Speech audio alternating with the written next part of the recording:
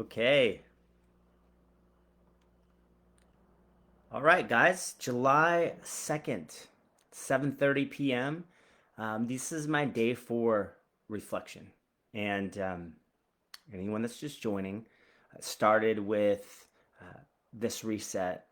Really, that was centered around uh, this one meal a day structure and going back to carnivore, removing dairy, um, and doing some things like walking outside for 45 minutes, not really necessarily tracking steps, but getting outside.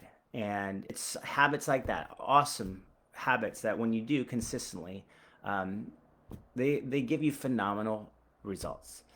And the truth is, I was also, I had this idea around some other stuff that I want to do, but the key on all of this is it's a compound effect. It's domino effect. Like you figure out what that one domino is that you have to move, and then it compounds. There's a great book by Darren Hardy called The Compound Effect where I learned this, or James Clear Atomic Habits. So you got to figure out what that catalyst is for you.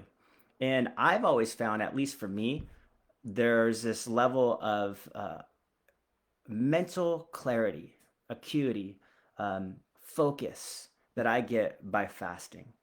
And I don't fast in the sense of like a lot of people maybe do something like dry fasting or even water fasting. I look at fasting as just from food. And so I have done a lot of self experimentation in my life. I've read a lot. This is one of my passions, to understand the body and the nervous system, the sympathetic nervous system versus the parasympathetic, this understanding of fight or flight versus rest and relaxation. So as I talk to you now at 7:40, having been fasted all day, I have not had my meal yet. Will I have a meal? Yeah, I'm going to break it like I usually do. It's pretty boring. I have a few bites of sauerkraut, and then I call it priming, and then I'll have some, today I'll probably have some canned salmon, and then I'll have a little quick combo of I have, I think, chicken left out, as well as some ground beef, maybe some eggs. I don't know. Um, I just don't put a lot of pressure on it. I just eat till I'm satiated, and I think of it as nourishment. And I've been kind of trying to create this concept of removing all hyper palatable foods out and just training my body to go back to this basic. It's almost like I'm saying to my body, I control the flesh, And so it is absolutely, fasting is powerful. And the missing component here is that it is absolutely an unlock for you pursuing things of the spirit, or opening your heart, your soul, your mind, your will, and emotions to healing, or to finding clarity, or if you're in a big transition place in your life like I am.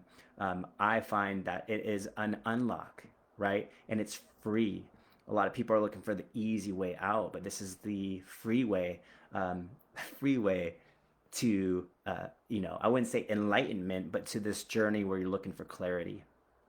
And if you have big decisions that are being made in your life. So, um, with that said, I labeled this seek the kingdom, seek first the kingdom, because what you have to recognize is that whether you know it or not, this journey that you're on of figuring out your life, the the purpose that you're wanting to figure out, your why am I here? Who am I?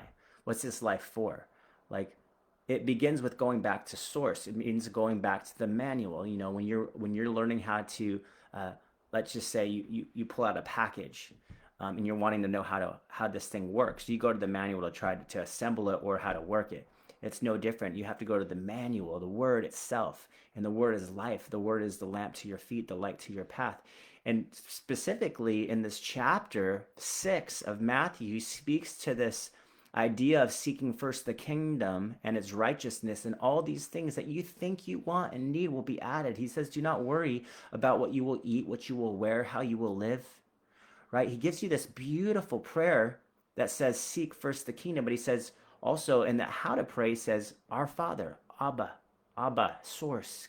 He is also known as Elohim, creator, who art in heaven, right?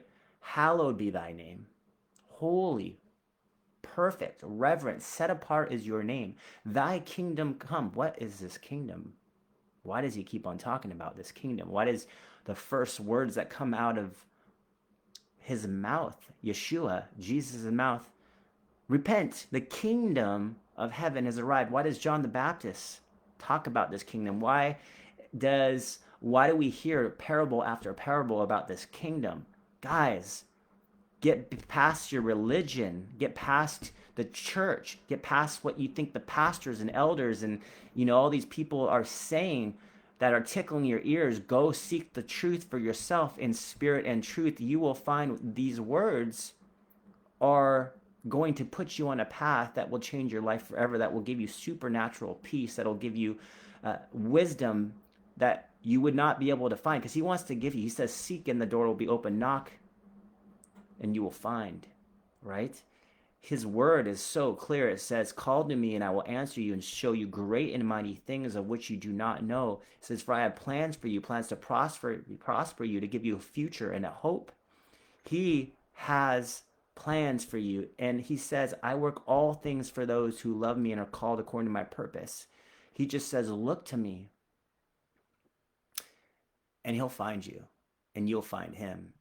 And it doesn't have to be in the conventional cookie cutter way that you think it is, right? I think that's the key, is like, we are obviously seeing a big issue today with people are saying, nope, if that's Christianity, I want nothing to do with it. God knows that. Yeshua knows that. Jesus knows that. And listen, if you go read the word for yourself, you'll recognize that the church we see today is nothing like he died for, or what he expected to happen, right? So I always tell people, listen, you want the truth that will set you free? Go find it for yourself. But you better go seek it, and don't listen to somebody else's interpretation. Or just because someone says they are something, but they're living a completely opposite life, and they have no peace, and they have no true joy and purpose and calling on their life, well, then recognize that's not the fruit, because the fruit of the Spirit will bring you there.